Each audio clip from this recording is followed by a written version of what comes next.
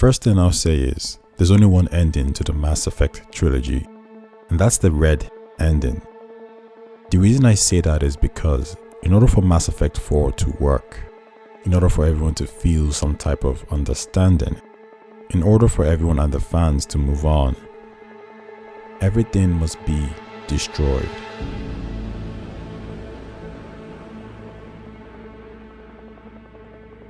The Reapers are not gone, and they will be present in this game. And the reason I say that is because of Mass Effect's actual themes and the very reason for the Reapers' existence. Think about it. We see the Reapers as synthetic beings with a singular focus. In response to the harvest, the Child of Time, Catalyst, says to Shepard, You may be in conflict with the Reapers, but they are not interested in war. I find that hard to believe. When fire burns, is it at war? Is it in conflict? Or is it simply doing what it was created to do? We are no different. There's no emotion involved in that statement whatsoever, and there's no emotion involved in what the Reapers are doing. They just do. And you would agree. The Reapers have a core programming to find a solution to the synthetic organic situation. And in response to you, I would say the Geth's core programming were to be slaves, and we know how that turned out. Now have a listen to this extract.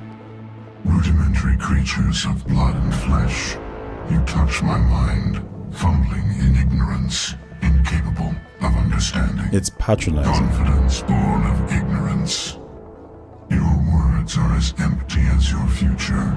I am the vanguard of your destruction. At what point were they programmed to engage with organics in this way?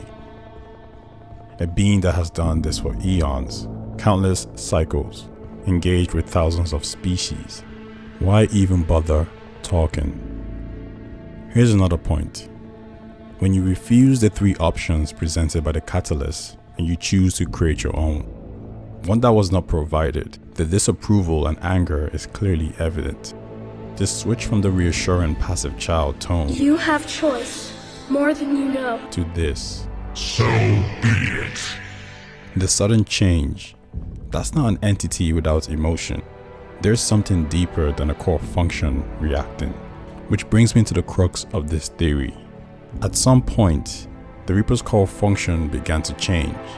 They started to inherit this disease that plagues AIs and VIs, intelligence with emotions. So you have to ask the questions. What separates the Geth from Edi? What separates the Geth's desire to survive and Edi's in relation to the Quarians? Now what separates Edi and the Geth from the Reapers? The core function is still there, but evolution has taken place.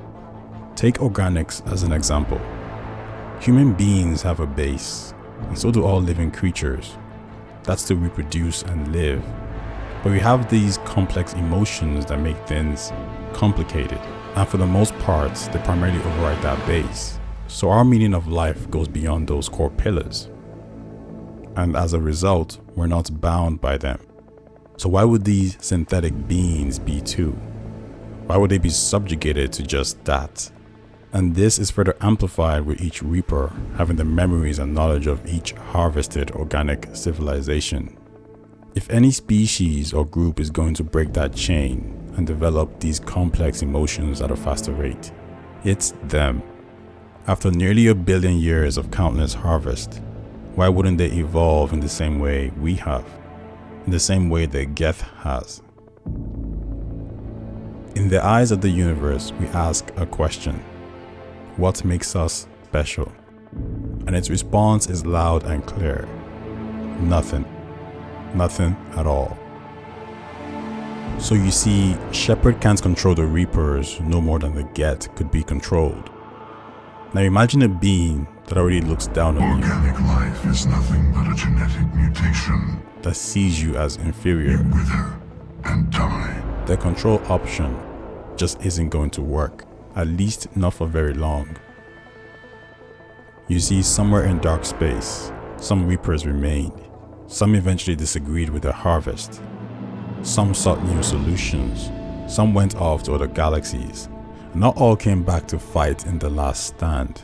Remember this line: We are each a nation, independent. Not a collective mind, each with its own goals and newly developed ambitions.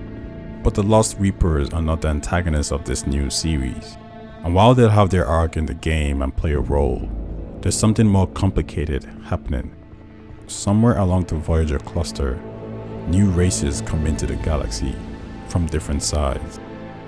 Refugees, bringing their stories, histories, technology, biases, and complications. What's causing this mass exodus is an entity.